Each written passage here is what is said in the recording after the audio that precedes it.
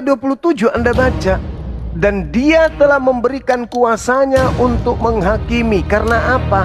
Karena Yesus adalah anak manusia. Bapak anak manusia enggak? Bukan. Berarti Bapak. Ya, pengantar ini singkat para sahabat. Mantep TV sudah standby. Di like, di subscribe, di share sebanyak mungkin untuk supaya mencegah sahabat-sahabat kita di luar sana tidak terpengaruh terhadap pemurtadan. Pak, dan juga tidak sesuai dengan kesaksian Yesus. Ketika dikatakan dia diberi kuasa untuk menghakimi, memberi kuasa menghidupkan orang, mengampuni dosa orang sekalipun, itu karena apa? Karena dia anak manusia. Maksudnya apa?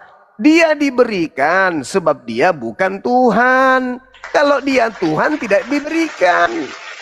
Justru karena dia diberikan, dalam bahasa Yunani didome, diberikan, maka Yesus mampu melakukan itu karena dia diberikan kuasa itu.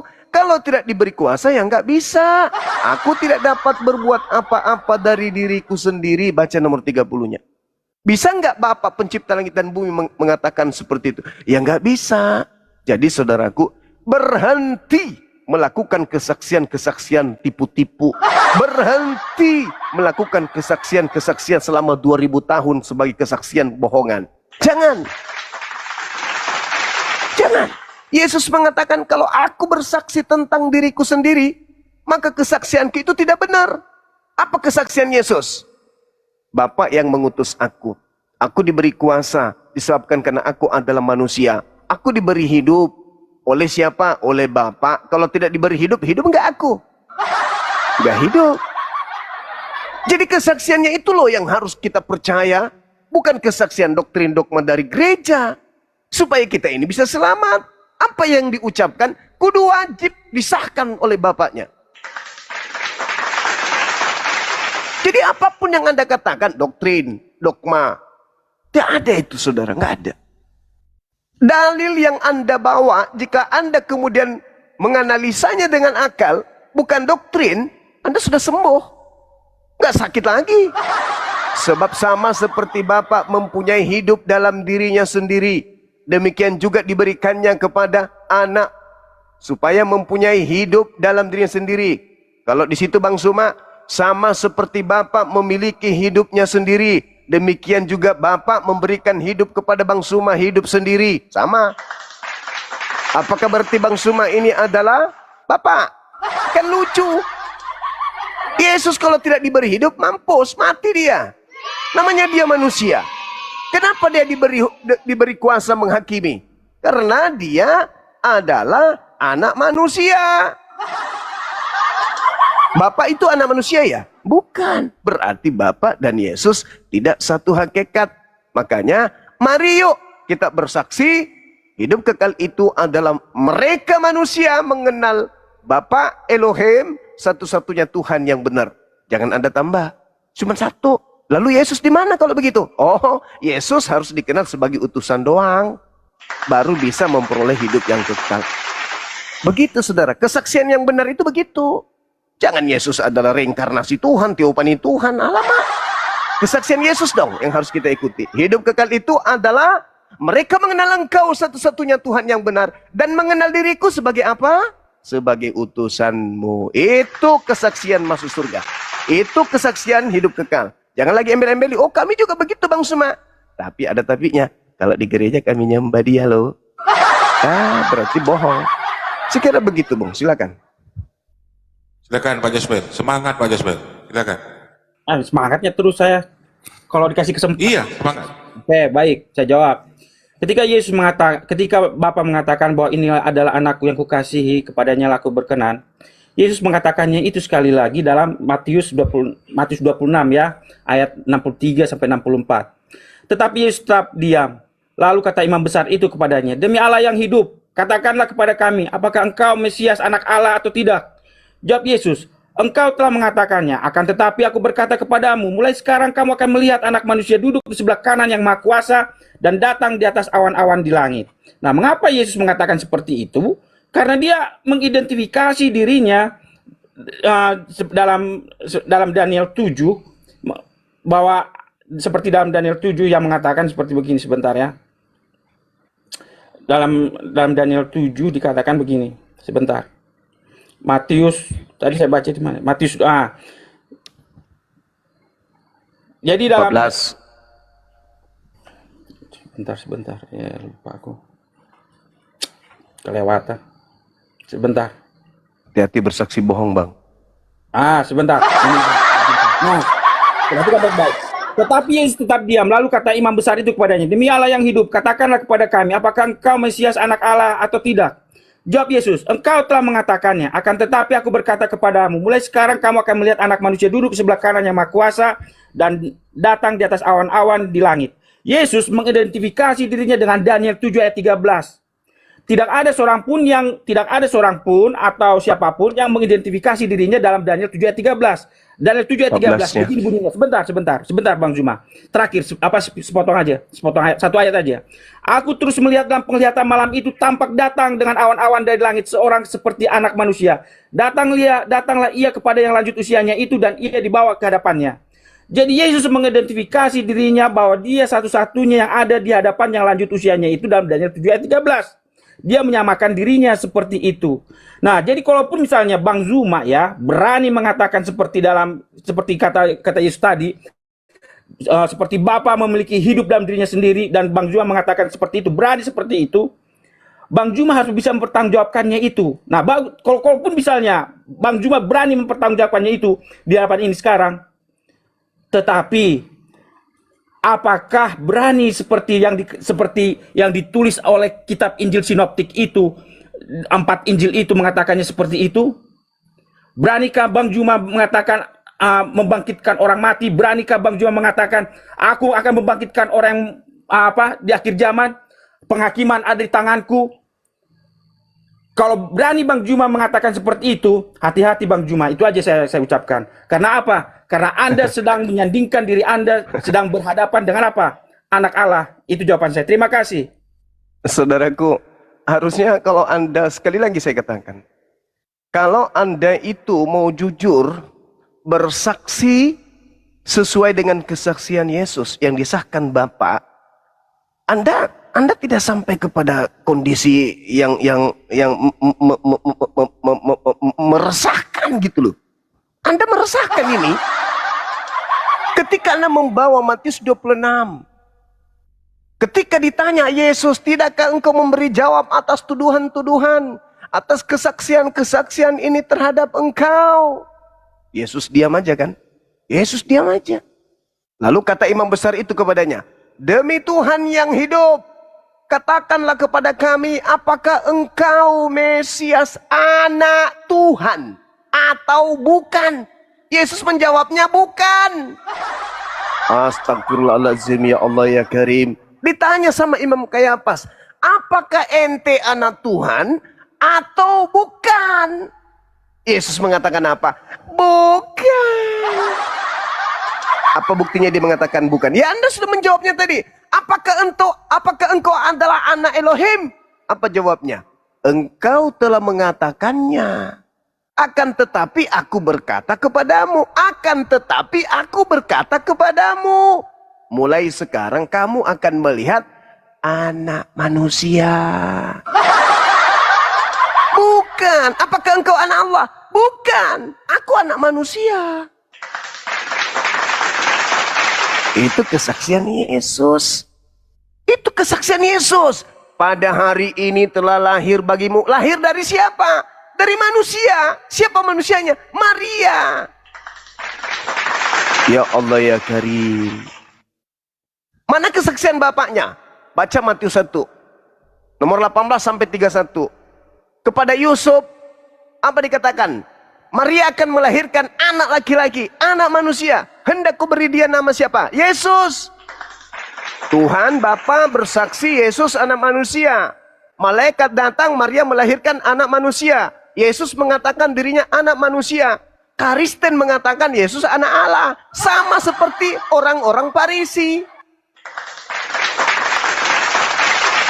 Ayo kawanku, mari bersaksi. Ikuti kami. Yesus adalah Rasul utusan Tuhan. Selesai. Hidup kekal itu adalah mereka mengenal Engkau satu-satunya Tuhan yang benar. Dan mengenal Yesus satu natur aja. Bukan dua natur. Satu natur. Apa itu? Rasulullah. Titik. Mau hidup kekal? Kenali dua. Pertama, Tuhannya Yesus satu-satunya Tuhan. Yang kedua, Yesus utusan Tuhan. Selesai. Sederhana kok itu. Jadi kalau Anda mengatakan, ini loh Bang Suma, ini loh, apa ini loh? Orang-orang dalam keadaan genting, dalam keadaan sangat-sangat menentukan hidup matinya oknum tersebut, ditanya, apakah ente anak Tuhan? Engkau yang mengatakan itu. Tetapi aku mengatakannya bahwa mulai sekarang kau melihat anak manusia. Hah? Bukan berarti anak Tuhan. Kau yang mengatakan itu, tetapi aku berkata kepadamu. Beda. Apa yang aku katakan kepadamu? Anak manusia. Makanya tadi di awal saudaraku, andaikan Anda tidak pintar, tidak pandai kemudian bersilat lidah, Anda cukup menjawab, tidak ada kesaksian Bapa Elohim tentang Katolik, tentang Kristen, tentang Paulus, tentang Lukas, tentang Markus, tentang kitab-kitab yang kami amalkan, tentang tentang makan babi dan tidak bersunat, tentang masuk ke gereja hari Minggu, itu Bapak nggak pernah bersaksi tentang hal itu. Bahkan Bapak tidak pernah bersaksi tentang sekte yang kami anut sekarang ini. Udah selesai, bubar. Tapi kan Anda punya kelihayan silat lidah, kemana-mana, ujung-ujungnya juga Bapak nggak pernah bersaksi tentang agama saudara. Nah, sedangkan Yesus mengatakan apa tolak ukurnya? Kalau aku bersaksi tentang diriku sendiri, kesaksianku itu bisa dipercaya atau tidak? Tidak bisa. Kenapa? Karena tidak benar.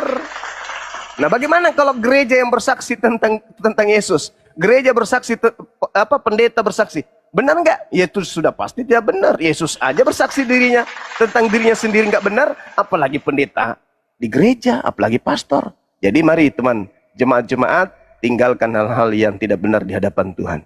Silakan. Baik. Dalam Yohanes 10 ayat 30 sampai 36 dikatakan begini. Aku dan Bapa adalah satu. Kata Yesus kepada mereka, banyak pekerjaan baik yang berasal dari Bapakku yang kuperlihatkan kepadamu. Pekerjaan manakah diantaranya yang menyebabkan kamu melempari aku? Ayat 33. Jawab orang-orang Yahudi itu, bukan karena suatu pekerjaan baik maka kami mau melempari engkau, melainkan karena engkau menghujat Allah dan karena engkau sekalipun hanya seorang manusia saja menyamakan dirimu dan Allah. Ayat 36. Masihkah kamu berkata kepada dia yang dikuduskan Bapa dan yang telah diutusnya ke dalam dunia, engkau menghujat Allah karena aku telah berkata aku anak Allah? Jadi Yesus sendiri mengatakan bahwa dia adalah anak Allah. Nah, itu mengkonfirmasi pengakuan Bapa pada waktu baptisan bahwa inilah anakku yang kukasihi, kepadanya lah aku berkenan. Kemudian yang kedua kalinya ketika di bukit pemuliaan, Bapa mengkonfirmasi lagi, inilah anakku yang kukasihi. Kemudian di Yohanes 10 ini dikatakan bahwa dia sendiri mengaku bahwa dia adalah anak Allah. Kemudian di Matius 16 ayat 16, Petrus pun mengakui bahwa dirinya adalah anak Allah, dan sepanjang pengakuan orang lain terhadap dirinya bahwa dia adalah anak Allah, Yesus tidak pernah mengatakan tidak. Itu jawaban saya. Terima kasih Bang Zuma. Saudaraku, tadi itu Yesus mengatakan tidak. Apakah engkau adalah anak Allah atau tidak? Yesus mengatakan engkau yang mengatakan itu. Tetapi aku berkata kepadamu, mulai sekarang engkau akan melihat anak manusia. Berarti tidak dong. Dia menolak. Saudara, tadi dalil ketika Anda membaca aku dan Bapa adalah satu, tadi kesaksiannya gimana? Yang Anda bawa itu tadi apa? Sama seperti Bapa memiliki hidup sendiri, demikian juga diberikan. Kan dua tuh. Kan dua. Terus Anda membawa Yohanes 8, nomor 17-18. Kan Anda sendiri yang membawa, saudaraku. Bukankah dua saksi adalah sah? Akulah yang bersaksi tentang diriku dan juga Bapa yang kan dua di situ. Gimana? Kemudian kalau Anda memahami Yesus itu aku dan Bapa adalah satu, berarti Yesus itu adalah Bapa. Coba Anda lihat pernyataan. Ini lagi-lagi kesaksian Yesus ya. Kesaksian Yesus nih, kita harus berkiblat kepada kesaksian Yesus, orang yang mulia ini. Jangan ke doktrin, jangan ke dogma. Apa kata Yesus? Waktu Yesus mengajar di bait suci, Yesus berseru, apa katanya? memang aku Yesus kamu kenal. Kamu memang mengenal aku. Dan kamu tahu dari mana aku berasal. Namun aku datang bukan atas kehendakku sendiri, tetapi aku diutus oleh Dia yang benar, yang tidak kamu kenal. Memang kamu mengenal aku, tetapi kamu tidak mengenal Dia yang mengutus aku.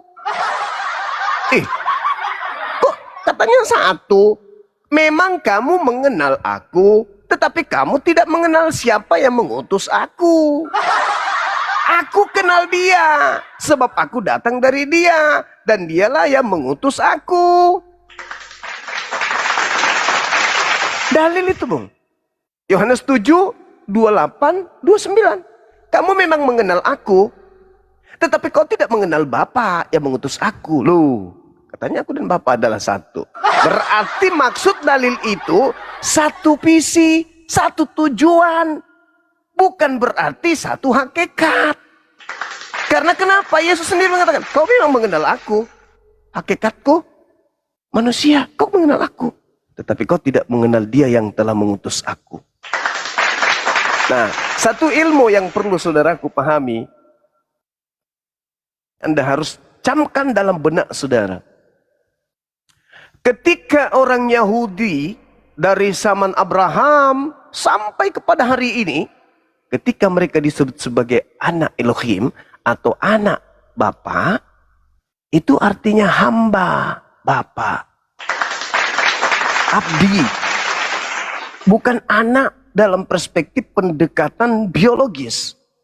Jadi Anda memahami Yesus itu adalah anak Allah, oh Dia Allah. Karena anak kambing adalah kambing, anak sapi adalah sapi. Berarti anak Tuhan adalah Tuhan. Bukan begitu.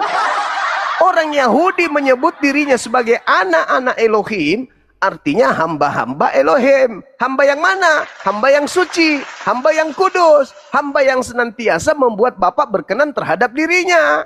Baca Amsal 3 nomor 11-12. Ini pelajaran. Baca Kisah Para Rasul 4 nomor 30. Ini pelajaran. Yesus itu adalah hamba yang suci. Makanya dia disebut anak. Karena dia intim dengan Bapa yang telah mengutus dirinya. Kenapa disebut Bapa Tuhan?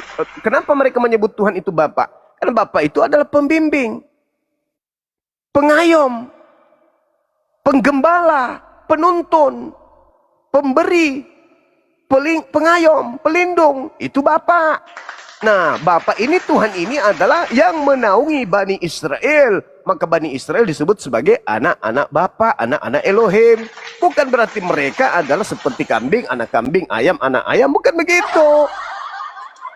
Dipahami dulu itu, saudaraku. Jadi sekali lagi saya katakan, aku dan Bapa adalah satu. Di data lain, Yesus berkata, aku dan Bapa adalah dua. Saya kasih lagi data. Di mana Yesus mengatakan, aku dan Bapa adalah dua. Yohanes 8, nomor 29. Bapa mengasihi aku, Bapa mengasihi aku dan dia tidak membiarkan aku seorang diri. Nah, tidak membiarkan aku seorang diri maksudnya apa itu? Berdua. Begitu saudara. Jadi mari kita kembali kepada kesaksian Yesus, jangan kepada kesaksian gereja, karena kesaksian gereja Yesus tidak bersaksikan, apalagi Bapa. Demikian. Baik. Nah, mengapa Yesus mengatakan bahwa Dia adalah anak Allah? Yohanes 8 ayat 42. Kata Yesus kepada mereka, jikalau Allah adalah Bapamu, kamu akan mengasihi aku, sebab aku keluar dan datang dari Allah. Dan aku datang bukan atas kehendakku sendiri, melainkan Dialah yang mengutus aku. Jadi Yesus, mengapa disebut anak Allah? Karena Dia datang dan keluar dari Bapa. Makanya, karena itulah Bapa mengutus anaknya. Makanya Yesus sendiri mengakui dalam Yohanes 3 ayat 16 dikatakan begini. Yohanes 3 ayat 16 dikatakan begini ya. Karena begitu besar kasih Allah akan dunia ini, sehingga Ia telah mengaruniakan anaknya yang tunggal, supaya setiap orang percaya kepadanya tidak binasa, melainkan beroleh hidup yang kekal. Jadi Bapa mengutus anaknya. Makanya Yesus mengatakan, aku keluar dari Bapa. Jadi bukan seperti manusia. Manusia dari dunia atau dari debu tanah. Sedangkan Yesus dari dirinya Bapa itu sendiri dia keluar. Makanya Yesus disebut anak tunggal Bapa, anak tunggal Allah. Dalam Yohanes 1 ayat dalam Yohanes 1 ayat 14 dikatakan begini, Yohanes 1 ayat 14. Firman itu telah menjadi manusia dan diam di antara kita. Dan kita telah melihat kemuliaannya, yaitu kemuliaan yang diberikan kepadanya sebagai anak tunggal Bapa. Jadi anak tunggal, anak satu-satunya Bapa, anak satu-satunya Bapa. Jadi dia anak satu-satunya yang keluar dari Bapa. Makanya kalau bahasa Yunani mengatakan monogenes, atau satu-satunya yang dilahirkan atau diperanakan oleh Bapa. Atau bahasa Inggrisnya mengatakan the only begotten son. Satu-satunya anak satu-satunya yang dilahirkan atau diperanakan atau keluar dari Bapa, yang memiliki kodrat yang sama dengan Bapa. Itu jawaban saya. Saudaraku, lagi-lagi kalau Anda tidak dikuatkan doktrin dogma nih, terlanjur Kristen, maka Anda sebenarnya malu menggunakan data Yohanes 8:42 itu. Kenapa di situ Yesus mengatakan apa? Aku datang bukan atas kehendakku. Lah, udah gugur. Berarti dia itu bukan satu kodrat, satu hakikat dengan Bapa, karena Bapa cuma memiliki satu kehendak. Bapa itu memiliki satu kehendak dalam dirinya, tidak mungkin dua. Kalau Bapa memiliki dua kehendak dalam dirinya, gimana itu? Itu nggak mungkin. Bapa cuma memiliki kehendak satu. Ketika Bapa mengatakan A, B, nggak ada. Mana A atau B ya? B, yang satu mengatakan A, yang satu mengatakan B. Mana? Bingung bapaknya. Bisa gila sih Bapak. Aku jadi manusia, aku datang ke bumi bukan atas kehendakku. Nah, kenapa Yesus itu dikatakan sebagai firman yang keluar dari Bapa? Karena Yesus itu bukan kehendak siapa-siapa selain kehendak Bapa. Maria lagi melamun nih, Maria di kandang kambing. Melamun, dia berpikir. Maria berkata dalam dirinya, aku ingin melahirkan seorang anak. Maka hamil dan melahirkan anak. Kehendak Maria. Atau Yesus yang berkata di keilahiannya dia, aku hendak turun ke bumi ke rahim seorang wanita bernama Maria. Kedatangannya kehendaknya dia sendiri. Atau ada Yusuf, Bapak tiri. Maria lagi tidur kan? Aku ini deh ke dia, biar dia hamil. Berarti kehamilan Maria kehendak Yusuf. Kenapa dikatakan dia datang dari Bapa? Maksudnya Yesus itu adalah ide, buah pikiran Bapa, bukan Maria, bukan Yusuf, bukan Yesus itu sendiri. Aku datang bukan atas kehendakku, bukan atas kehendak Maria, bukan atas kehendak Yusuf, bukan. Termasuk aku. Tetapi itu semata-mata adalah kehendak Bapa. Aku keluar dari Bapa dan datang dari Bapa. Maksudnya bukan datang dari ide ibuku, bukan datang ide bapak tiriku, tetapi itu murni kalam yang ada datang dari Bapa melalui Roh Kudus. Gabriel datang kepada ibuku pada bulan ke-6 memberitakan bahwa ibuku harus hamil. Aku ini murni keluar dari Bapa, bukan keluar dari gagasan ide manusia. Bapak ibuku aja kaget, kok bisa aku hamil? Apa kata Gabriel? Tuhan yang maha kuasa yang menghendaki, dia yang berkenan di atasmu, maka hamil. Tidak ada yang bisa melarang. Itu yang dimaksud abangku. Jadi kita mempersaksikan iman kita kudu selaras dengan kesaksian Yesus. Wajib selaras kesaksian itu dengan kesaksian Bapa. Inilah anakku. Maksudnya apa? Inilah ide yang berasal dari aku.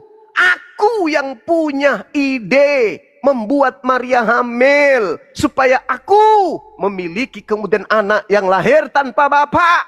Manusia, nabi, rasul kepada Bani Israel, lahir tanpa bapak biologis. Aku, ini anakku. Kepadanya aku berkenan. Siapa yang percaya padanya tidak binasa memperoleh, kecuali melainkan memperoleh hidup yang kekal. Lah, kesaksiannya harus percaya dong. Katanya, barang siapa yang percaya kepada anakku, maksudnya kepada kesaksiannya. Nah, sekarang kita menjadi Kristen, menjadi Katolik atas kesaksian sopo. Bapak kagak, Yesus kagak. kita ke gereja berkumpul dengan orang-orang yang berkulup makan babi itu berdasarkan kesaksian siapa? Yesus kagak, Bapak kagak. Lalu kita bermimpi masuk surga. Mengenal agama kita aja Bapak kagak. Mengenal hari raya kita aja Yesus dan Bapak kagak. Kok kita ini mimpi masuk surga? Gimana ceritanya? Maka mari saudara-saudaraku, kita bersaksi iman ini di hadapan pencipta langit dan bumi, selaraskan ritme gelombang apa yang Yesus ajarkan kepada kaumnya Bani Israel, terlontar dari mulutnya sendiri. Itulah yang kita imani seharusnya hari ini. Jangan yang lain. Kembali ke dalam Yohanes 5:31, jikalau aku bersaksi tentang diriku sendiri, maka kesaksianku itu tidak benar. Andai saja Yesus bersaksi sendiri, aku adalah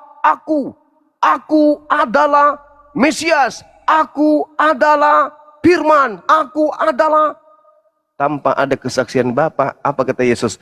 Jangan kamu percaya, itu nggak benar.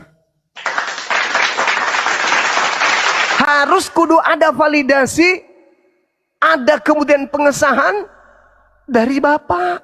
Iman Kristen ada kesaksian Bapa nggak? Katolik ada kesaksian Bapa nggak?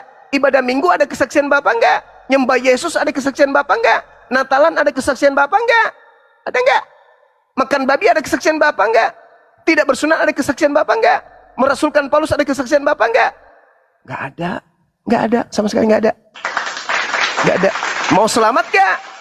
Ikuti kesaksian Yesus. La ilaha illallah, Yesus Rasulullah. Selesai. Baik ya. Ini pamungkas yang terakhir lah ya. Yohanes 5 ayat 23 ya, dikuatkan supaya semua orang menghormati anak sama seperti mereka menghormati Bapa. Barang siapa tidak menghormati anak, ia juga tidak menghormati Bapa yang mengutus dia. Yohanes 8 ayat 54. Jawab Yesus, jikalau aku memuliakan diriku sendiri, maka kemuliaanku itu sedikit pun tidak ada artinya. Bapakulah yang memuliakan aku. Tentang siapa kamu berkata dia adalah Allah kami. Makanya Yesus mengatakan dalam Yohanes 10, aku adalah anak Allah. Karena mengapa? Karena 2 kali Bapa mengatakan, inilah anakku yang kukasihi, kepadanya lah aku berkenan. Kemudian dalam Yohanes 17 ayat 2-5 ya, seperti yang biasa kalian kutip. Sama seperti Bapa telah memberikan kepadanya kuasa atas segala yang hidup. Demikian pula ia akan memberikan hidup yang kekal kepada semua yang telah engkau berikan kepadanya. Inilah hidup yang kekal itu, yaitu, jadi hidup kekal itu ini, definisi hidup kekal itu ini, yaitu satu, bahwa mereka mengenal engkau satu-satunya Allah yang benar, dan yang kedua, mengenal Yesus Kristus yang telah engkau utus. Jadi kita akan hidup kekal kalau kita mengenal dua ini, satu-satunya Allah yang benar dan mengenal Yesus Kristus yang telah engkau utus. Tidak pernah ada di Alkitab mengatakan bahwa inilah hidup yang kekal itu, bahwa mereka mengenal engkau satu-satunya Allah yang benar dan mengenal Musa. Tidak ada. Tetapi atau Daniel atau Petrus, tidak ada. Tetapi Yesus berani mendefinisikan dirinya dalam Yohanes 17, inilah hidup yang kekal itu, yaitu bahwa mereka mengenal engkau satu-satunya Allah yang benar dan mengenal Yesus Kristus yang telah engkau utus. Ayat 4, aku telah mempermuliakan engkau di bumi dan jalan menyelesaikan pekerjaan yang telah engkau berikan kepadaku untuk melakukannya. Oleh sebab itu ya Bapa, permuliakanlah aku padamu sendiri dengan kemuliaan yang kumiliki di hadiratmu sebelum dunia ada. Apa itu kemuliaan anak sebelum dunia ada? Yohanes 1 ayat 1. Pada mulanya adalah firman. Firman itu bersama-sama dengan Allah, dan firman itu adalah Allah. Ayat 2. Ia yang pada mulanya bersama-sama dengan Allah. Kemudian ayat 14. Firman itu menjadi manusia. Di ayat 10. Dan segala milikku adalah milikmu, dan milikmu adalah milikku, dan aku telah dipermuliakan di dalam mereka. Karena itu apa? Yohanes 5 ayat 43. Ini kesimpulan pembicaraan kita. Aku datang dalam nama Bapakku, dan kamu tidak menerima aku. Jikalau orang lain datang atas namanya sendiri, kamu akan menerima dia. Jadi syarat untuk menerima hidup yang kekal itu adalah mempercayai bahwa Yesus adalah anak Allah. Itu terima kasih ucapan saya. Terima kasih Bang Zuma. Tuhan Yesus memberkati. Saudaraku, Anda lagi-lagi saya katakan kalau bukan terlanjur Kristen nih, full di dalam diri saudara doktrin dan dogma, Anda malu membawa data Yohanes 5 tadi. Kenapa saudaraku? Di situ dikatakan apa? Supaya semua orang menghormati anak. Cara menghormatinya adalah tampar, seret, tonjok, bagikan pakaiannya, telanjangin, tombak, gantung, bunuh. Lalu beritakan ke orang-orang, dia telah mati dengan jalan kutuk. Karena kita, sebab ada tertulis, terkutuklah orang yang digantung di atas tiang salib. Tuh, cara menghormati anak itu gitu. Satu-satunya ajaran di atas muka bumi ini yang menghina, menghujat, merendahkan Yesus hanya agama Anda. Supaya semua orang menghormati anak. Sama seperti mereka menghormati bapak. Bapak ini bisa ditampar rupanya. Bapak itu bisa diludahin gitu. Bisa ditonjok, bisa diseret. Diarak seperti maling motor. Barang siapa tidak menghormati anak, ia juga tidak menghormati bapak. Agama Kristen ini berasal dari mana? Oh, berasal dari agama yang mana agama ini percaya kepada orang-orang yang menghormati Yesus loh. Ini agama Kristen adalah agama yang sangat menghormati Yesus. Buktinya, ketika orang-orang membunuh Yesus, ketika orang-orang menampar Yesus, mereka tidak berkongkol, mereka marah loh.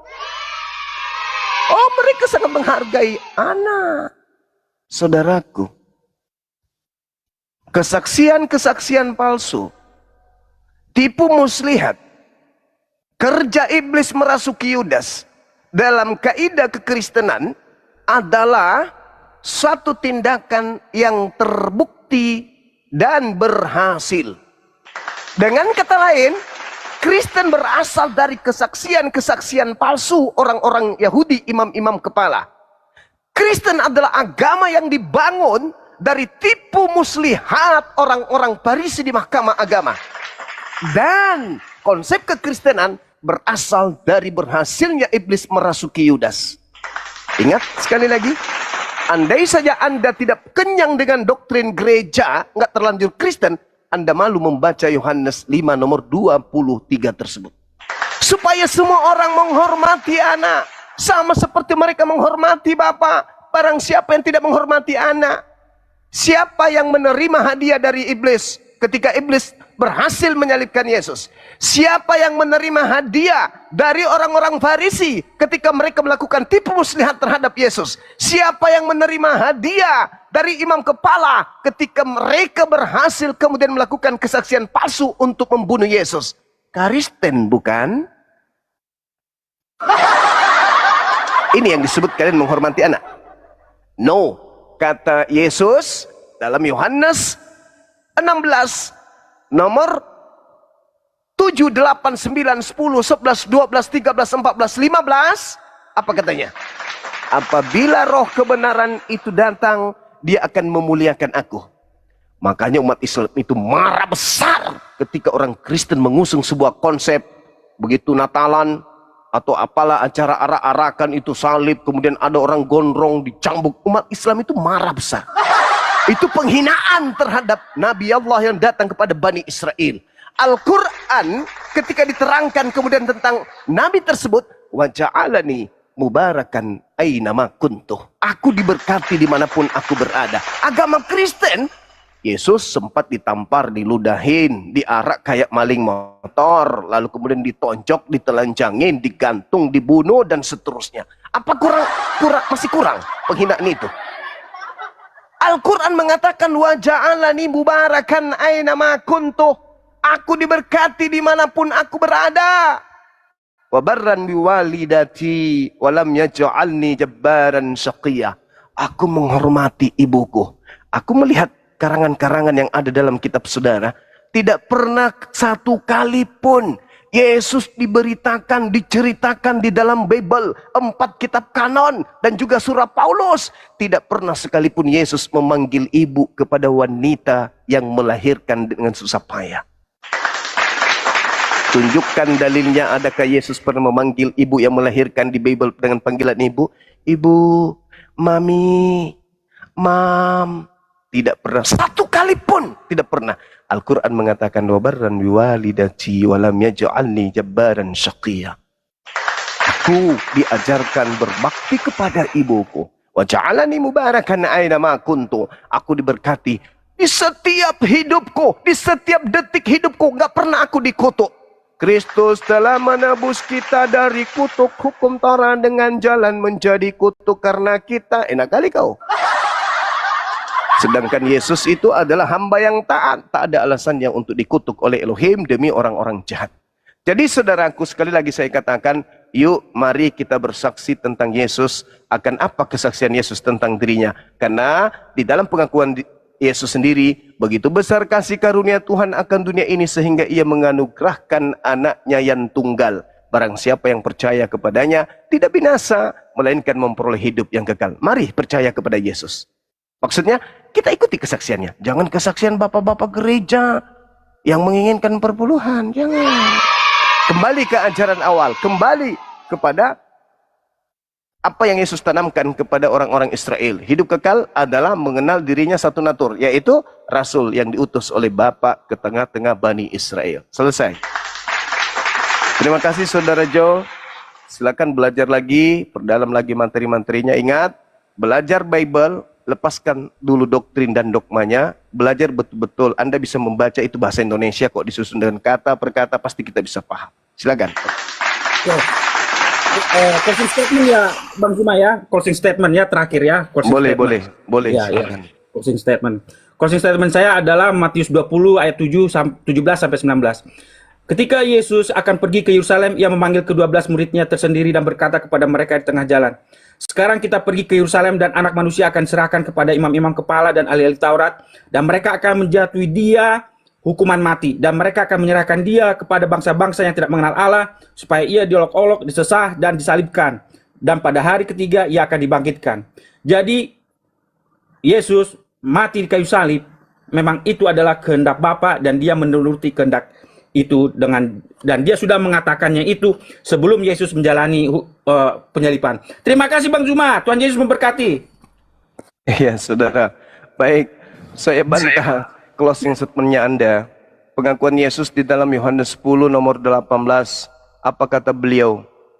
Tidak seorang pun yang dapat mengambil nyawaku, melainkan aku memberikannya menurut kehendakku sendiri. Aku berkuasa memberikan nyawaku dan berkuasa mengambilnya kembali. Inilah tugas yang kuterima dari Bapakku. Jadi, ketika Anda membaca dalil anak manusia dan akan dibunuh oleh mereka, Lukas 22 juga mengatakan begitu. Siapa yang bisa membunuh Yesus?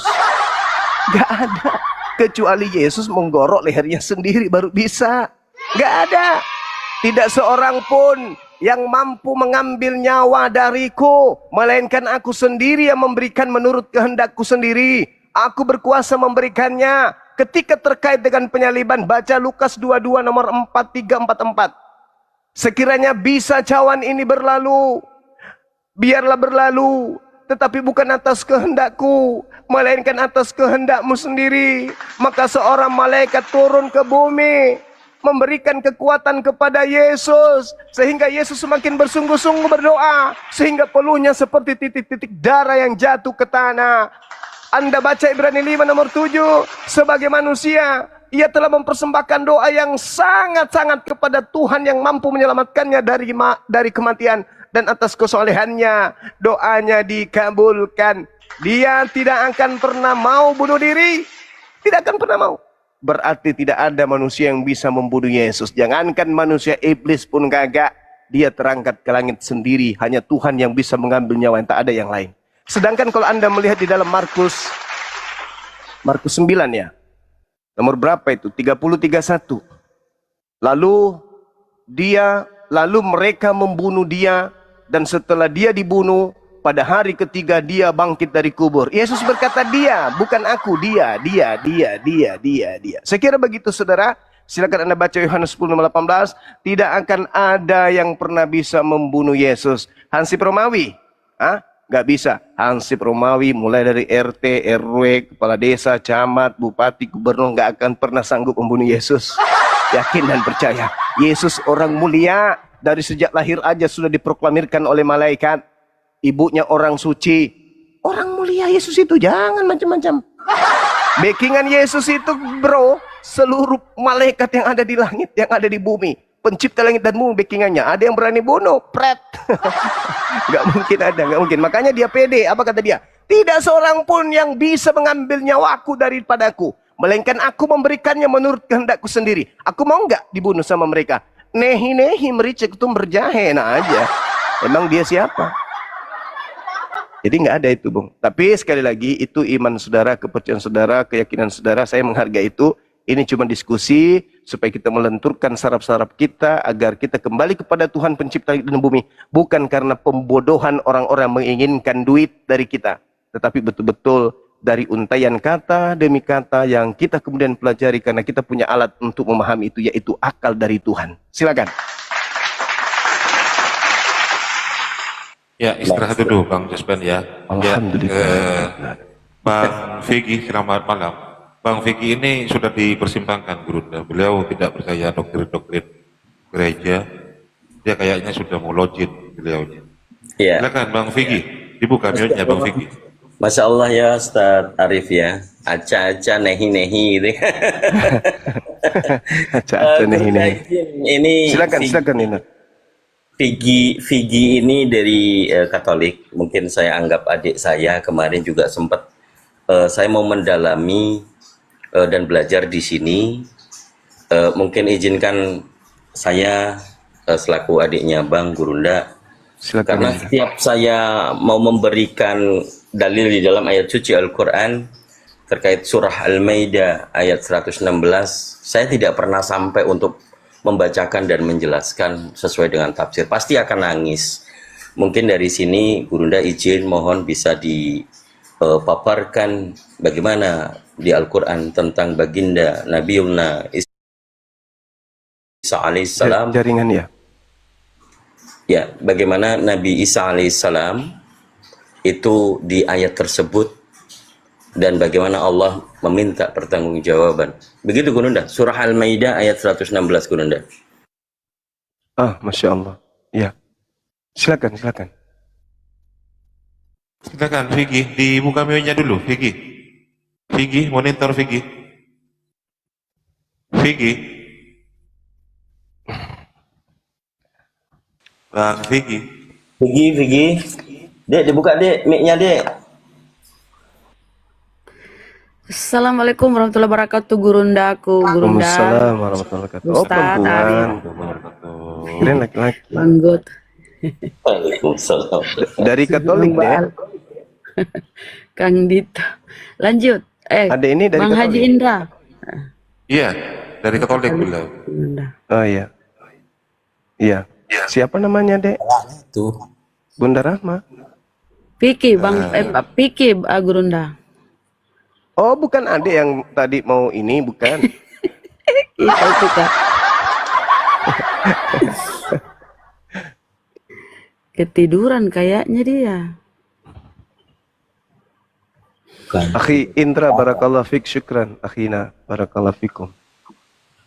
Gemetaran menyimak tadi ini. Kelihatannya cahaya hidayah sudah ada. Amin, Amin. ya rabbal alamin. Ya, kayaknya ada jauh dari berangkat. Terlalu Tunggu lama. Bang Zuma, terima kasih ya Bang Zuma. Makasih saudara Jos. Iya Bang Jaspen.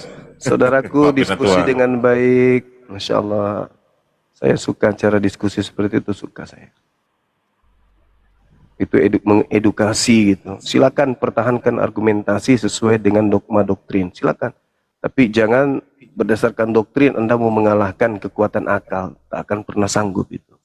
Akal Anda mau kalahkan dengan doktrin, sama halnya ketika kita melihat kotoran kambing. Saya katakan itu kotoran kambing. Doktrin Anda katakan enggak, ini coklat. Mau sampai kapanpun tidak akan pernah bisa menang.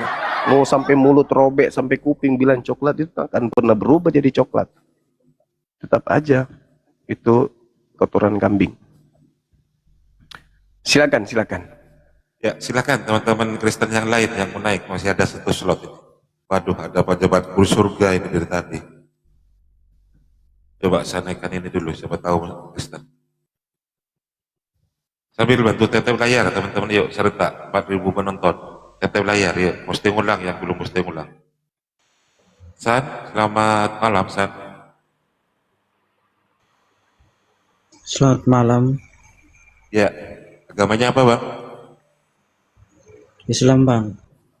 Oh, kalau Islam di bawah dulu Bang ya. Satu slot untuk Kristen. Assalamualaikum warahmatullahi wabarakatuh, saudara Ya, Sam. Assalamualaikum dulu, Abangku. Mohon maaf Bang. Sedikit Ketiduran FG itu ketiduran tuh. sedikit Gerunda boleh masuk Gerunda sedikit ya. Silakan, saudara Oh, Pian cerdas. sebenarnya saya ada Silakan. ini ada peringatan dari TikTok. Baal kamu diam aja, saya ini katanya kena ban katanya. Begitu benar. Jadi gini ya, teman-teman Kristen kan selalu mengutip Yohanes 1. Tadi ya di closing dari siapa?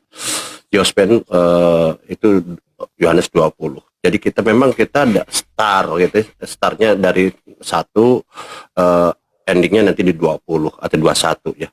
Di Yohanes 1 ini di closingnya itu kan dari Yohanes 1 pada mulanya firman dan lain-lain, itu closingnya itu di ayat berikutnya di ayat 39 itu di closing sebenarnya bahwa poin-poin nomor 1 sampai berikutnya itu semua murid-murid Yesus yang pertama nih itu bersaksi bukan Yesus Tuhan, tetapi di situ adalah Mesias, gitu kan. Mereka pun datang dan melihat di mana ia tinggal, dan di hari mereka tinggal bersama-sama dia. Waktu itu kira-kira pukul 4, salah seorang dari keduanya mendengar perkataan Yohanes, lalu mengikuti Yesus adalah Andreas, Simon Petrus. Andreas mula-mula bertemu dengan Simon, saudaranya, dan berkata kepadanya, kami telah menemukan Mesias, bukan Tuhan, kan gitu.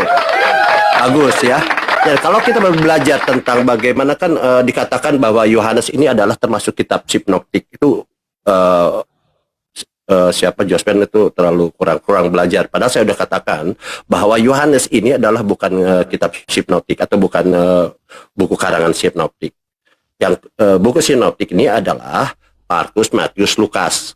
Kenapa Yohanes tidak dimasukkan ke dalam kitab sinoptik? Karena Yohanes tidak berbicara tentang kehidupan yang real, kehidupan tentang Yesus. Makanya di Bapak-Bapak Gereja Awal tidak dimasukkan. Ini hanyalah filsafat dan teologi dari pemahaman Yohanes. Jadi poin Yohanes 1 itu berbicara keseluruhan mengatakan Yesus bukan Tuhan, tetapi adalah Mesias. Di closing oleh Yohanes sendiri, dia adalah Mesias. Murid-muridnya mengaku Mesias. Di sini perikopnya jelas, murid-murid Yesus yang pertama mengatakan bahwa Yesus itu adalah Mesias, bukan Tuhan ya. Tetapi Bapak Gereja berputar-putar di sana Yesus Tuhan, Yesus Tuhan. Padahal Yohanes sudah menjelaskan bahwa Yesus adalah Mesias. Dari cerita Yohanes dari bab 1 ya sampai 21 itu di closing oleh Yohanes itu di Yohanes 20. Yohanes 20 nomor 30 closing dari Yohanes. Jadi Yohanes ini tidak berbicara bahwa Yesus Tuhan. Perikopnya jelas di Yohanes 20 nomor 30 closing dari Yohanes. Ya. Maksud Injil ini dicatat. Nah, jadi Injil dari Matius 1 sampai selanjutnya 21 di closing di 20 begini. Maksud Injil dicatat. Ini perikopnya. Memang masih banyak tanda-tanda lain yang dibuat Yesus di depan mata murid-muridnya. Ini penulisan Yohanes yang tidak tercatat dalam kitab ini, tetapi semua yang tercantum di sini telah dicatat supaya kamu percaya bahwa Yesuslah Mesias, bukan Yesus Tuhan. Jadi Yohanes 1, Yohanes 2, Yohanes 3 sampai terakhir, jadi start from end di sini ya. Jelas bahwa Yohanes sedang bercerita tentang Yesus itu adalah Mesias, bukan Tuhan. Di ayat 30 dikatakan, memang masih banyak tanda-tanda lain yang dibuat Yesus di depan mata murid-muridnya yang tidak tercatat dalam kitab ini. Tetapi semua yang tercatat, yang tercantum di sini telah dicatat supaya kamu percaya bahwa Yesuslah Mesias. Jadi teman-teman itu aja closing dari Yohanes, bahwa Yohanes sedang bercerita tentang Yesus adalah Mesias dan bukan Yesus adalah Tuhan. Terima kasih Gurunda Juma, makasih. Oke, Memang izin pintar kita kawan sapa saya. Werdo Kristen saudara. Malam, salam. Salon tutup, silakan diskusi sama guru kami ya, Bang Werdo. Ya, Tuhan lahir selamat dan malam. mati, silakan. Selamat malam semua. Iya, Alam. semangat malam, Bang. Boleh bertanya, Bang Juma? Boleh. Kalau kata Injil yang ada di Al-Quran itu ada di tahun berapa ya, Bang Juma? Kata Injil itu sejak Al-Quran itu diwahyukan oleh Allah. Baru ada kata Injil muncul. Ada datanya yang akurat gitu menurut Al-Quran aja, Bang. Al-Quran. kalau yang saya Al-Quran tahu, aja. Injil itu setelah Nabi Muhammad itu meninggal baru ada kata Injil, Bang Juma. Bukan, Nabi Muhammad yang mengajarkan Al-Quran. Nabi Saya nggak Muhammad. nanya Al-Qurannya, Bang Juma. Kan Anda bertanya nanya kata Injil. kata Tidak ada Injilnya kata Injil sebelum Al-Quran itu diwahyukan. Gak ada kata Injil itu. Itu hanya ada di Al-Quran. Surah Al-Ma'idah ayat 46. Coba Anda lihat. Ada data yang untuk bukti. Al-Ma'idah ayat 46. Itu jelas bagi kami umat Islam. Saya nggak bisa open camp ya. Kalau bisa saya akan tunjukkan kalau kata Injil itu 200 setelah Rasulullah. Nggak ada. Wa atainahul Injil fihi hudal wa nur wa musaddiqan lima baina yaday minat Torah wa hudaw wa mau'idatan lil muttaqin. Kami menurunkan, kemudian kami membenarkan kemudian kitab suci yang datang sebelumnya, yaitu Torah. Kami menurunkan Injil kepadanya, di dalamnya terdapat petunjuk dan cahaya.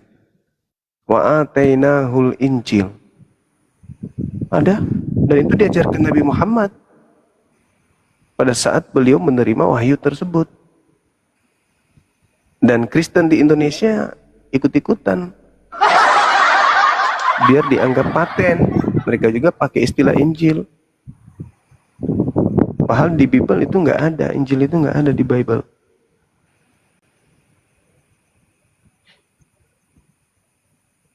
Barangkali yang dimaksud Injil Muqaddas Brunei yang ke abad 9 itu. 9, abad 9. Lebih dulu Al-Quran. Lebih dulu Al-Quran dari Al-Muqaddas. Alkitab Al-Muqaddas. Saya ada data, Bang Juma. Ya. Menurut filologi, itu kata Injil di sekitaran Arab itu ada setelah Rasul Nabi Muhammad ya. 200 setelah meninggal Nabi Muhammad. Itu baru ada kata Injil. Kalau sebelumnya saya nggak tahu kata Injil itu dari mana. Ya, kalau kami umat Islam, Al-Quran kami itu terlontar dari lisan beliau. Maka Al-Quran ini mau tidak mau kami pahami bahwa ketika Al-Quran mengatakan wa atainahul Injil, maka ya kata Injil ini udah disuarakan oleh Nabi Muhammad. Diam. Diam, saya udah bilang dari tadi diam. Kau ya, besok pagi aku kasih sarapan besok. Katanya mau pesan bubur kacang hijau. Ah, cerewet kau, udah kubuatkan besok kau. Diam betul Ki Gurunda lu tadi. Masya Allah. Iya, ya. Sepupunya Bom-Bom, peliharaan di sini. Bang Wendo coba baca sejarah baik-baik, Bang Wendo. Ya, Ya, menurut jadi sejarah ini saya apa bicara. oke, kami dulu saya jelaskan dulu ya. Saya jelaskan dulu ya. Jadi begini, Bang Wendo ya. Oke. Kata Injil Kipasnya itu, itu Bang, kipasnya dijauhin dulu Bang, Wendo. tahan dulu, Bang Wendo. Ya, dengar baik-baik ya. Dengar baik-baik. Sebelum Rasulullah lahir pun, ya, kata Injil itu sudah masuk dalam budaya Arab. dibawa oleh pendeta Waraka bin Nofal, dibawa oleh pendeta Buhaira, dan masih banyak tokoh-tokoh dari kalangan ya Nasrani pada saat Tolong itu sertakan data empirisnya, menyebut Bang. Maaf. menyebut evangelion ya. Jadi sebelum Rasulullah lahir pun ya itu sudah banyak ya tokoh-tokoh Nasrani yang masuk berdagang ke tanah Arab. Belajar sejarah, Bang. Jadi kalau Anda bilang 200 tahun sebelum sebelum Masehi, Anda salah. Hanya Allah mewahyukan ulang kepada Rasulullah dengan sebutan kata Injil di surat Al-Imran ya, surat ketiga ayat ketiga, Bang. Ya, sekarang pertanyaannya, ketika Anda memaksa narasi Anda bilang masuk di nanti 200 tahun setelah Rasulullah meninggal, Anda salah besar. Pendeta Buhaira, pendeta Waraka bin Nofal itu sudah bercerita banyak di tengah-tengah budaya Arab. Sudah bercerita tentang Injil, makanya diwahyukan ulang oleh Allah Subhanahu wa taala. Jadi belajar dulu, Bang. Abang minta saya lagi tampilkan data. Bahaya, Bang, tampilkan data sini rungkat rum. Ya, itu mungkin sedikit dari saya supaya Abang belajar lebih baik sejarah, Bang ya. Perkembangan agama Kristen dari kemana saja. Kalau saya cerita terlalu panjang, Bang. Ya, Abang dapat 1 SKS ya. Itu sedikit, silakan lanjut, Bang.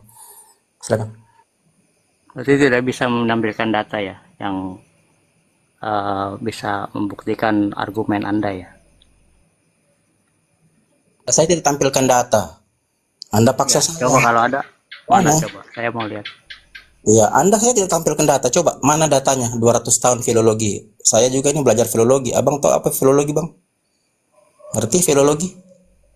Tidak, filologi itu apa? Abang bicara filologi aja Abang tidak tahu. Berarti nggak ada ya? Fake-nya Ya, ya? Abang ada punya data. Abang punya data enggak? Oh, ada. Data ada? Saya ngomong berarti Nah, ada. mana coba tampilkan? Coba.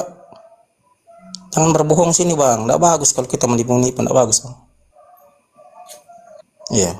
Saya ini ahli dalam sejarah kristologi ya, A sampai Z. Berkembangnya dia mulai dari abad ke-1, 2, 3, 4, 5, 6, 7, 8, 9, 10 sampai masuk abad ke-20 saya pelajari. Saya tahu tokoh-tokohnya. Bahkan tulisan Bible saya tahu Google banyak tokoh-tokohnya. Bang. Coba Abang Kan keyword gitu. di Poinnya keyword begini. Poinnya begini, Injil Bang. ada tahun berapa? Tahan dulu. Poinnya begini. Ketika pendeta Buhaira sudah ada sebelum Rasulullah lahir, ketika pendeta Waraka bin Nofal sudah ada. Sekarang pertanyaan, kau pakai logika saja. Kau pakai logika. Ketika pendeta-pendeta ini sudah ada dalam budaya Arab, sudah hidup dalam budaya Arab, apakah mereka tidak pernah menyebut Injil? Menyebut. Belum, Bang. Allah mewahyukan ulang itu Belum ada kata dalam Injil. Al-Quran. Sekarang Anda paksa saya di tampilkan zaman data. Nabi Muhammad ya ada Mana kata data Anda? Data Anda mana? Coba tampilkan coba. Mana data Anda coba? Jangan datanya kiamat kau bawa ke sini ya. Gurumu aja ketemu saya lari-lari terus, tidak pernah mau debat dengan saya. Jangan datanya kiamat kau bawa ke sini. Nah, coba kau tampilkan, coba. Kau paksa saya tampilkan data, kau aja tidak tampilkan data. Tidak satu pun ceritamu ada datanya dalam sejarah, coba. Coba data kau coba. Di Google banyak, Bang. Di Google banyak. Kau Ini percaya bisa open Google? cam ini. Kalau bisa saya Makanya jangan paksa orang tampilkan data, Bang. Kalau Abang sendiri tidak bisa tampilkan. Ketika kita mirroring, Anda tidak bisa apa-apa. Saya nanya filologi sama Anda tidak ngerti. Bagaimana mau bicara filologi, Bang? Anda tidak ngerti. Gimana cerita itu? Coba Abang kan tadi bilang dari filologi itu ditemukan data bahwa kata Injil itu baru masuk ya, 200 tahun setelah Rasulullah dinyatakan meninggal. Coba kau terangkan dulu apa itu filologi. Coba itu aja coba. berarti nggak ada ya data yang mendukung ya argumen Anda. Anda mana data Anda? Data Anda mana? Jangan bilang banyak di Google, Bang. Bukan diskusi itu namanya. Datamu mana? Kau paksa orang tampilkan data, kau aja tidak tampilkan data. Diskusi yang betul, Bang. Abang ngerti ranah dialektika? Ranah dialektika ini ya, dasarnya kita bertukar knowledge, bertukar pengetahuan. Anda paksa saya tampilkan data, Anda sendiri tidak tampilkan data. Bagaimana kita bertukar knowledge? Kalau kita berdialektika, Bang, ya, Anda tidak ada konstruksi data. berpikir. Berarti ya. Anda bisa jelaskan Anda supaya Anda paham Selamat malam berdialektika. Bang, saya turun ya. Iya, ya. Anda tidak mampu kan? Jadi Al-Quran itu Oh, campur begitu. tangan manusia itu nggak ada ya. Nah, sudah. Kalau Anda mau turun aja, karena Anda tidak ada ilmu. Tuh, coba. Saya baru ngomong gitu kok sudah kabur. Karena kau bicara satu narasi yang kau tidak ngerti. Bagaimana caranya mau kok mengedukasi, mau membagi pengetahuanmu kalau kau bicara narasi saya kau tidak ngerti. Saya bertanya filologi saya kau tidak ngerti. Bagaimana caranya? Kau paksa orang tampilkan data, begitu kita mirroring kau tidak bisa tampilkan data. Itu kalau kita berdialektika, Bang, ya. Konstruksi berpikir kita itu harus melahirkan atau menciptakan yang disebut kalau dalam dunia akademisi disebut itu the force of the better argument. Kekuatan argumen yang lebih baik. Bukan strength of the worst argument, kekuatan yang lebih buruk. Anda naik di sini Anda hanya menampilkan argumen yang lebih buruk. Tidak laku, Bang, dalam dunia dialektika. Apalagi kawan-kawan di atas ini rata-rata bisa ilmu mantik. Kan begitu. Anda bicara sejarah, tapi Anda tidak ngerti apa itu sejarah. Anda bicara filologi, Anda tidak ngerti apa filologi. Bagaimana Anda ini? Ini saya katakan sama kalian. Kalian membawa narasi yang kalian tidak ngerti. Bagaimana kita mendapat edukasi? Nah, begitu kira-kira. Ya, silakan lanjut, Bang. Silakan. Berarti Al-Quran ini ada campur tangan manusia. Karena baru ada kata Injil 200 tahun setelah Nabi Muhammad meninggal dunia. Lalu bagaimana dengan kata Roh Kudus yang nanti di Indonesia baru ada di dalam Bible? Bagaimana dengan Jumat Agung yang tidak pernah ada di Bible? Ada kata kalam, ada kata berkat, ada kata doa, ada kata Allah, ada kata Alkitab, ada kata imam, iman. Berarti Bible itu ada campur tangan manusia.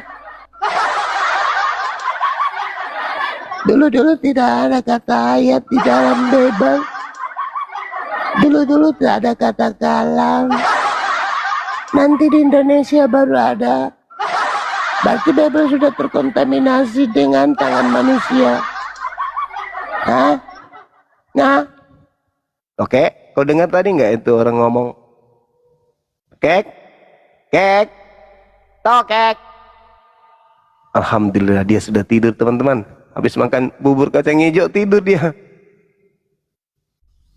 Cuman ada ini, PR saya dibuat sama dia. Bang, besok kalau abang tidak tunaikan janjinya, aku tinggalkan rumah ini, kata dia. Dia nagih ini, kemangi, kawan-kawan. Dia dengar saya debat, dia pun ingin pakai kemangi. Ya Allah ya Karim. Toke, kok kayak gue masak kau toke.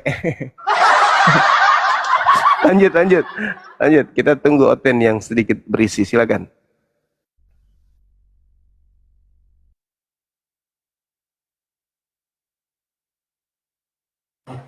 Selamat malam, Aan Liang. Ya, halo, selamat malam, Kak. Kristen. Ya, betul. Nah, itu yang kami tunggu. Silakan. Silakan diskusi, Bang. Oh, bukan diskusi sih, mau nanya-nanya doang. Bisa nggak? Tapi siap ditanya balik, Bang, ya, karena ini diskusi dua arah. Silakan. Silakan Bang Aan, kalau orang hanya mau belajar silakan. Boleh ya? Udah, ya. Bisa aja Ya, sih. boleh. Bisa aja sih, cuman kalau nggak bisa jawab ya dimaklumi ya. Iya, Bang. Ini mau nanya, Bang. Nanya ke siapa nih, Bang? Ke Gurunda, ke Bang Zuma, silakan. Oh, Bang Cuma. Mau nanya, Bang, ini Islam itu tersebarnya melalui apa sih, Bang? Islam itu tersebar melalui seruan seruan kepada manusia untuk menyembah kepada Allah dan mendudukkan baginda Rasulullah Muhammad SAW sebagai Rasul. Jadi Islam itu disebar dengan cara dakwah, seruan kepada manusia, agar manusia itu kembali kepada fitrah, menyembah hanya kepada pencipta langit dan bumi. Begitu Bung, sama seperti Islam masuk ke Nusantara, yaitu dengan diseru, dengan orang yang membawanya, pedagang-pedagang Arab membawa ke Nusantara ini, ya sambil berdagang mereka kemudian mempraktekkan, memberikan contoh bagaimana menjadi hamba Tuhan dan Tuhan yang mana yang benar, sehingga pribumi melihat pola keagamaan para pedagang Arab ini itu benar-benar mencerminkan kedamaian. Maka mereka ya secara sadar mengikuti agama Islam itu. Begitu Bung.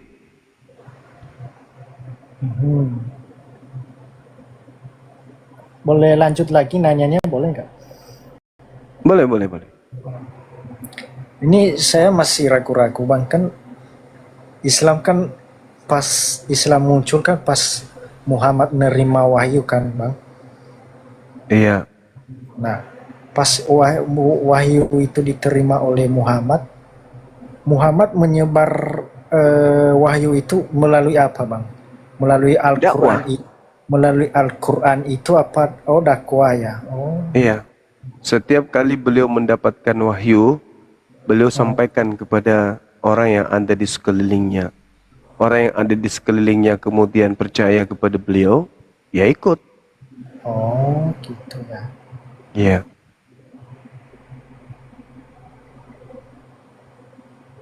Diajarkan, misalnya nih, Nabi Muhammad mengajarkan, wahai manusia, katakanlah Tuhan itu satu.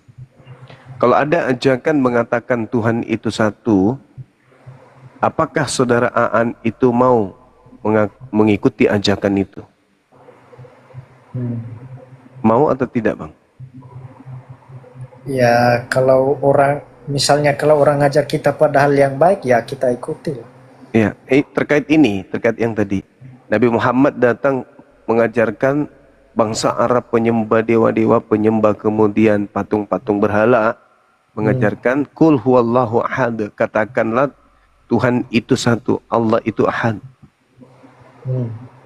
Menurut saudara Aan, Anda ikut nggak dengan konsep itu? Atau Anda ikut Tuhan itu ada 5, Tuhan itu ada 6? Mana yang Anda ikuti? Tuhan ada 5 atau Tuhan ada 1?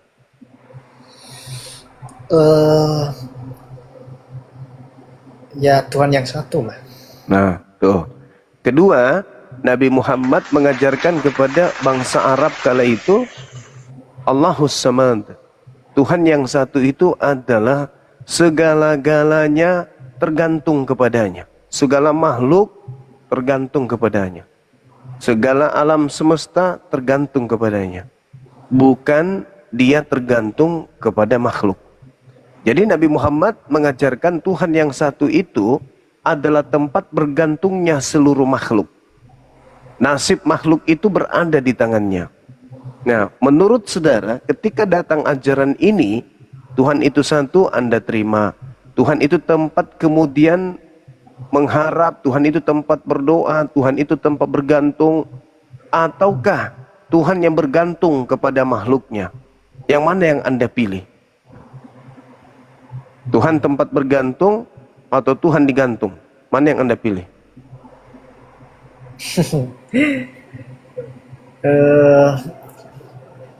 Yang pertama apa ya namanya itu ya, hidup itu tergantung Tuhan sih Bang.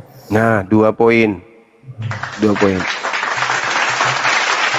Lalu kemudian Nabi Muhammad mengajarkan tuh kepada bangsa Arab, Tuhan tidak beranak, Tuhan tidak bersilsilah, dan tidak diperanakkan.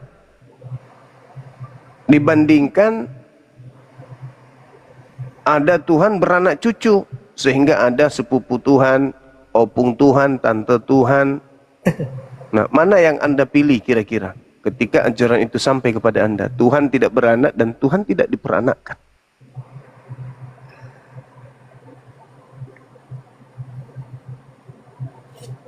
Atau Tuhan diperanakkan oleh Tuhan lain. Mana yang Anda pilih? Tergantung konsepnya, Bang. Tergantung konsep. Iya. Jadi kalau Tuhan tidak diperanakkan artinya kan Tuhan tidak beranak, dan tidak diperanakkan artinya Tuhan itu kembali kepada konsep awal. Tuhan itu satu. Kalau Tuhan beranak berarti Tuhan itu banyak. Kira-kira mana yang Anda pahami? Tadi apakah Anda ingin meninggalkan konsep awal Tuhan itu satu atau Tuhan itu banyak?